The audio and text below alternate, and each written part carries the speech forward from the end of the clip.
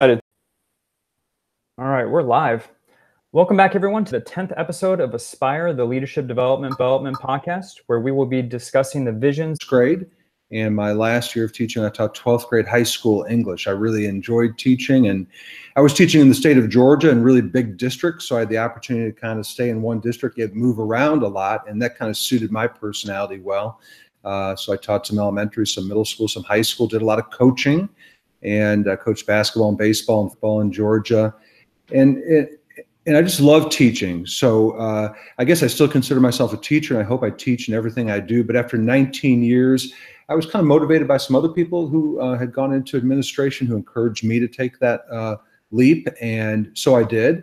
And much like my teaching career, I was in a big district that kind of moved you around a little bit as they were hopefully preparing you to become a principal. So I started off as an assistant principal of a high school, and then an assistant principal of an elementary school, and then principal of a middle school to finish out my career in Georgia in Forsyth County Schools. So, and then I moved back home. Home originally for me is Chicago area, and so that's where I am now. And I worked in three different school districts in Illinois as both a principal and assistant superintendent for teaching and learning, and just retired from full-time work last summer, about a year ago. And as you say, now I really try to keep full-time busy, but without the full-time daily jobs, but I do a lot of different things. And I do spend a lot of time right now writing and blogging and speaking around the country a little bit and connecting with folks on Twitter and doing stuff like this. So it's been a great journey. I've been blessed. It's been unbelievable. And again, about half in the classroom teaching and half as an administrator in different roles. That's a vast amount of experience. I think that means I'm old. No, not at all. But it's unusual, I think, talking. And hopefully I've got credibility still as a teacher after teaching for 19 years. I still try to get in classrooms wherever I am and observe good teachers today. It's a demanding, tough, challenging job. And I never forget that when I'm working with teachers, how hard that was, but yet how rewarding it was. Probably, honestly, probably a little bit harder than being an administrator, but also a lot more rewarding, I think. They're both hard, they're both rewarding, but that classroom teacher, boy, it's really rewarding. And when the kids still reach out to you 20 years later on Facebook or something, it's kind of neat. But go ahead. Yeah, I'm sorry. No. So when you first became an administrator, going from a teacher to that role, what was the most difficult part of that transition? Teacher supporter. He said, Jeff, you're going to start this as just supporting teachers like 100%, but I guarantee you're going to start to see a wider perspective once you get into the role. And I didn't believe him at the time, because to me it was all about the teachers and just supporting teachers. But in the end, Josh, it's supporting kids and doing right by kids. And sometimes I still like to think I was a huge supporter of teachers in all of my roles. But that first year as an assistant principal, it was at a big high school, and I don't know how they do it in Texas, but your first year they kind of give you all the discipline, and I like that. It's a challenge. It's not always. There's some downtimes on that when you're dealing with student misbehavior all the time in conflict, but that was what they did. And so a large part of my job that first year as an assistant principal is discipline. And I'll be honest, I started to see some referrals coming in where there were sort of two sides to every story. And it was conflicting for me, because I always wanted to support teachers, and I always said as a teacher I would do that. But there were some times where I thought, gosh, I took the time to listen to the student perspective, and I kind of have some questions now. There's two sides to this. So I guess the biggest challenge for me, to answer your question, was realizing I still had to support teachers and be very firm in adhering to the discipline code and administering consequences when I thought it was appropriate. But I also realized I've got to listen to the students too and see what the exact situation was. I tended to be a black and white person, and there's so much gray in everything we do. I think we're a little bit more art than science. I like talking about the art of teaching and the science of teaching, and the same could be said for school leadership. But it's a little bit more art than science, although both are important, and it's a whole lot more gray than black and white. And I learned that right off the bat with discipline referrals. You would read a referral when it came in, A student may have said the F word, may have done this, and you think, wow, that's black and white, you know. But then you come in and it's not black and white. Every situation's unique, every child's unique, every teacher's unique, and there's so much gray. So as one who was sort of a black and white kind of a person for a long time, I guess my biggest challenge was working in the gray. No, I love that metaphor. It's very true. It's always somewhere in the middle. So let's talk about the transition from AP to principal. What was the most difficult part of being from high school AP to elementary school AP, then to middle school principal? I taught middle school for many years, so I felt comfortable with middle school. But as an administrator, I hadn't served at the middle school level, so that was maybe just a tiny little of a blip. But I was actually thrilled to be at the middle school. Here again, I don't know, probably other people may be a little bit different, but I think when I was a teacher, I thought I had all the answers to being a good assistant principal. And then I became an assistant principal, and I thought, oops, I did not have all the answers. And then when I was assistant principal, even though I worked for two amazing principals who I still consider great friends of mine, there were still times where I said, no, Richard's got it wrong, or no, Jill's got it wrong. Those were my two principals, and I would have done this, and this is what we should have done. And then you become principal and you realize I didn't have any of those answers either. It's a little bit different when you're the one making the ultimate decision. I'm a big believer in teamwork and consensus building, but at the end of the day, there is only one principal in the school, and you're therefore accountable, and that's a good thing. But so you have to listen to the assistant principals, but remember the roles are now switched, and it's all going to come on you, good, bad, or indifferent, probably. So that was a little bit of a challenge, but a good challenge. So as an administrator, when you first began, I know we all have goals that we have in our mind. I'm just curious as to how you wanted to change education when you became an administrator. You know, wherever I was, I wanted to make learning fun, and that may sound kind of low level to some people, but I just believe I wanted to make learning fun. I never knew why it couldn't be fun when I was a student in K through 12, and oftentimes for me it wasn't. I wasn't the most successful student. I misbehaved a lot. I was fairly intelligent, but I misbehaved a lot. And part of it was because it wasn't fun to me, and I wanted to make learning fun. I wanted teaching to be fun in the classroom. I wanted our staff meetings to be fun. I wanted to have fun in the hallways. But you know, I always say my daily morning tweet is work hard, have fun, be nice today. I don't think working hard and having fun should be separate entities. I think they go hand in hand.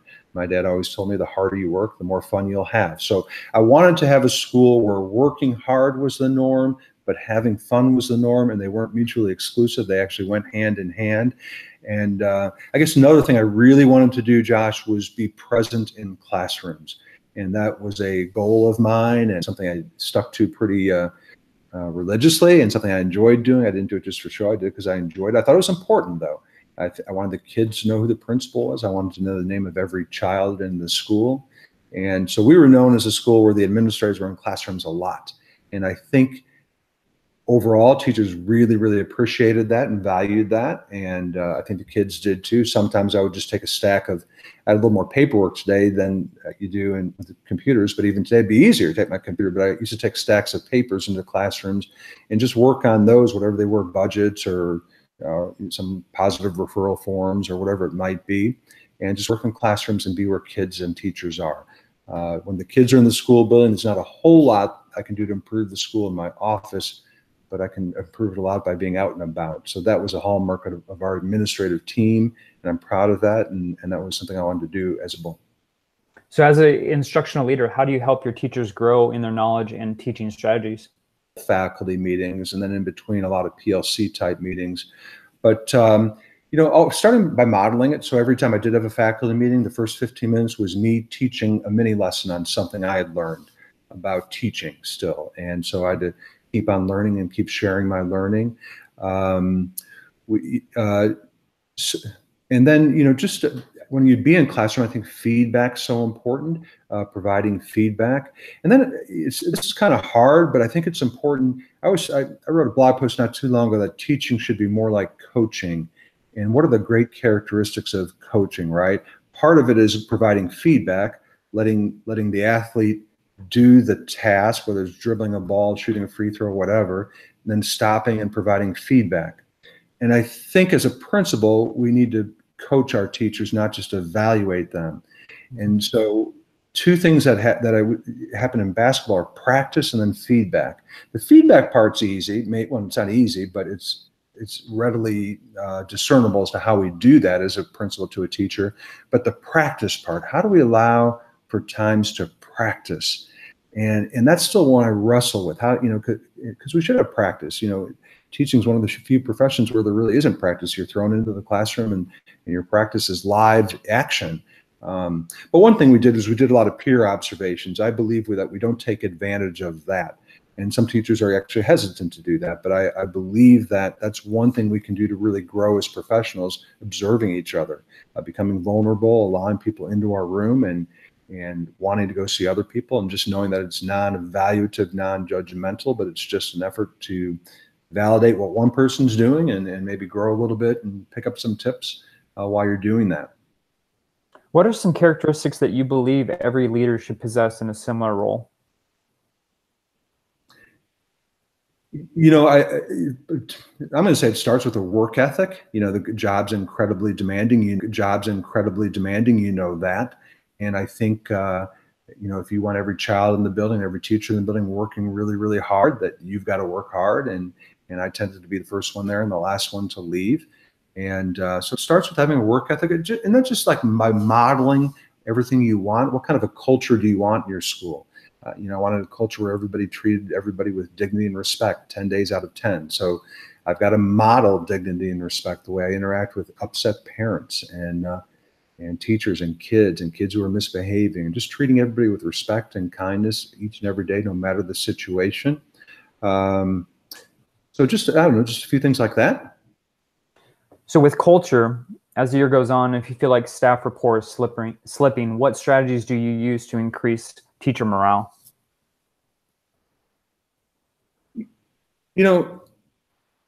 Being there, just understanding how difficult the job is and being there for them.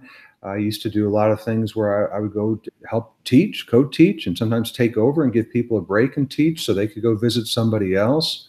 The morale thing, some of it is just, fun again, going back to having fun and celebrating small wins.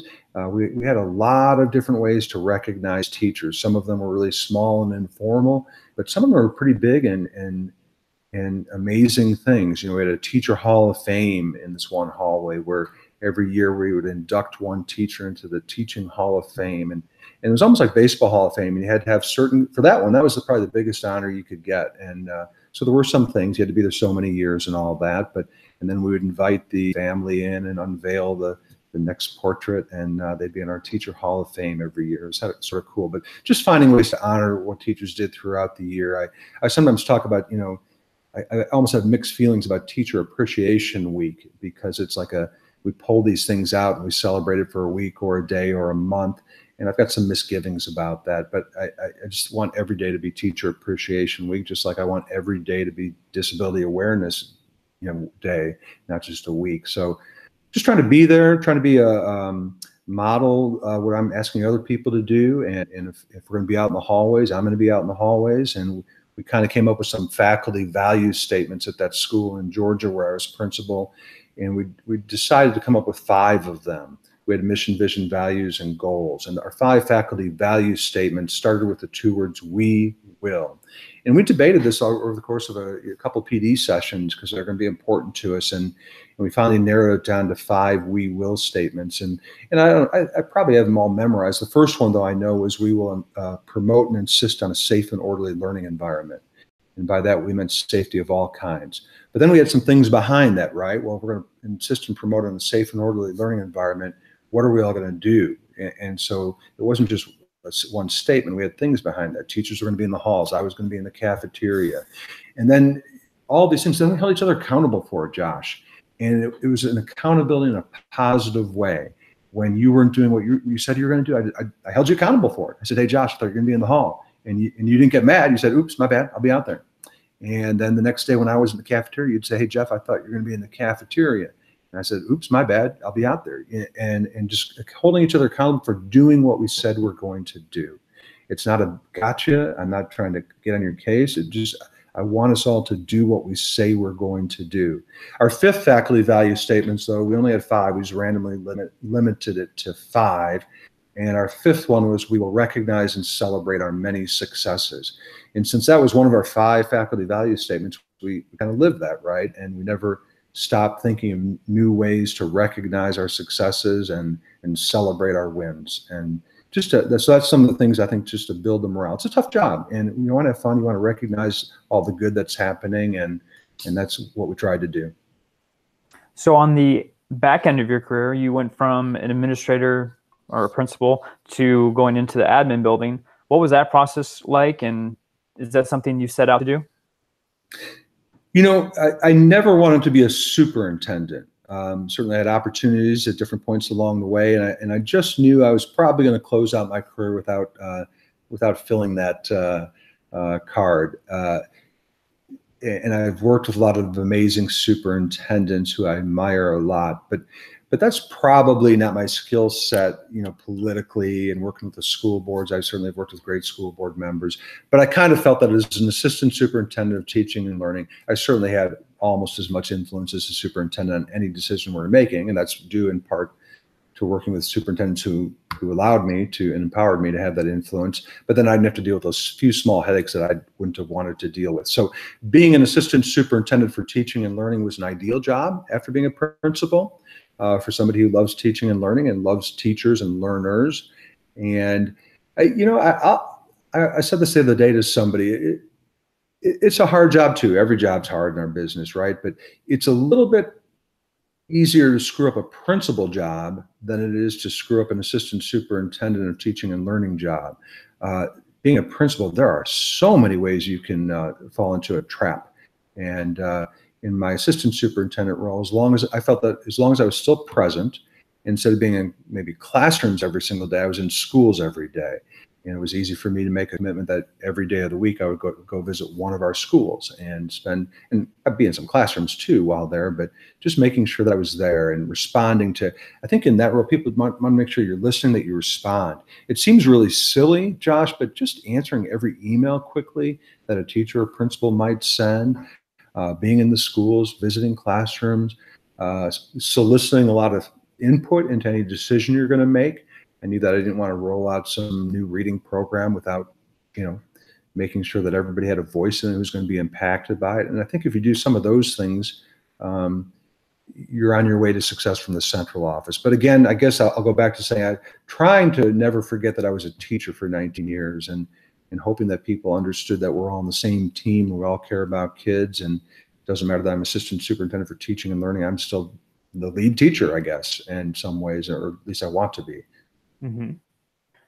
So you're on Twitter, you write, you teach, and she harassed me for a good year or more to get on it. And I guess that's the case. And I tell this to people when I do workshops on Twitter, it's not going to happen overnight. And so I almost gave up, but she kept pushing me, and I thought I was too old for this. And I'm so thankful to her because it did change my life personally and professionally, because the people that you eventually meet on Twitter and connect with, that you really become close to on Twitter, they're not just going to improve you as professionals, they're going to make you a better person. I always say in any given school, maybe there's 5 people in the school that go home at night and spend another hour or so on Twitter. Those aren't your lazy people. Those aren't your slackers. Those are some of your best people who want to, after a long day of work, want to go home and get better still. So the connections you can make out there are amazing. And then one thing kind of leads to another. Even though I've written many books over the course of my life on education, I was never a blogger. And then somebody on Twitter said, "Jeff, why aren't you blogging? You've written 10 books. And I said, I don't know. I don't know if I want to blog.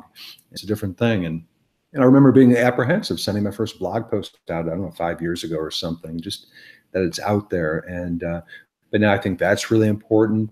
And I just try to do that once a month now. Probably ideally I would do it once every 2 weeks, but I'm doing so much other writing that but I make sure I still do one once a month. And then on Voxer, another tool that you learn about when you're on Twitter, and then you make some connections there. You take your Twitter appeal on a little more personal level. You get to hear the voices and maybe start smaller groups on Voxer and have book studies on Voxer. So it all started for me like with Twitter, outside of the day job, so to speak. And things picked up from there. And I tell you, I've met some people who have changed my life. You know, I met Jimmy Casas on Twitter, and Jimmy and I are pretty darn close friends by now, written a couple books together, and I've only known him 6 years. Seems like I've known him forever, and he seems like a brother, but met him on Twitter. Yeah, Twitter is a very powerful tool. So you had talked about writing 10 different books, and I said, you know, the titles of 2 of them at the beginning of the show. Start Right Now and What Connects. Let me throw out some other people in a second, but I did just finish a book with Anthony McConnell called The Principled Principle, and that came out, I think, in February. And so that's a fairly new book that he and I wrote. He had been a principal in our district here in Deerfield, Illinois, and then he moved up to replace me when I left, and then he was only in that role a year, and now he's a superintendent. But we wrote a book called The Principled Principle, in that we kind of talk about 10 areas of responsibility for the school principal, and then the principles you might have about those areas of responsibility, anywhere from talent to outcomes and culture and all that. So that might be directly applicable to a school administrator. I'm thinking in my own journey, though, like, I don't know, a big influence is probably not very uncommon to me, was Todd Whitaker, who's one of my closest friends now, but gosh, met him probably almost 20 years ago when I was a young AP. And he helped me quite a bit. So What Great Principals Do Differently is a good one. Let's see. You know, back in the day, I used to read the School Leadership That Works with Marzano and McNulty and Waters and all that good stuff. And what else? I think I learned even more from non-educational leadership books. One that I always recommend is The Leadership Challenge by Jim Kouzes and Barry Posner. That's my favorite all-time leadership book of any book, and I think many people would say the same. It's not written for education, but sort of a seminal leadership tome. And I get a lot of the Heath brother books. I don't know if you read Made to Stick and Switch, but Chip and Dan Heath, again, not education books, but really good. And it's probably been read by everybody now, but another business book that I thought was awesome for teachers is Good to Great. I never lose interest in the concepts that were written about by Jim Collins in Good to Great. So I think the most joyful thing is that you sort of get to have a double impact. I do think the classroom teacher is the biggest impact, and I'm biased with my 19 years of teaching. But in the role of the school leader, principal especially, I think you get a double impact. You have a little bit of less impact on the kids than the teacher, of course, but you do have some. And the kids pick up on who you are and what you're all about as a leader. So you do influence kids, but then you certainly influence the quality of the teachers, the morale of the teachers, the spirit of the teachers, the culture of the school. And so you've got that primary influence on them, hopefully in a positive way, and then you've got a secondary influence on the kids. So I think it's a joyful thing that you get like a double impact on school success. How can our listeners connect with you on social media? The best way to connect with me always is on Twitter, and that's at Jeff_Zoul. And that's probably start there, and I'll always respond. I always say that I know how it feels to have somebody respond to you, and I also know how it feels to reach out and somebody doesn't respond to you. So I'll always respond to anybody who reaches out with me with an education topic or question of any kind. Please continue to check out the Aspire podcast on SoundCloud and iTunes and share your ratings and reviews. Don't forget to use the Aspire Lead hashtag as you continue the conversation on Twitter.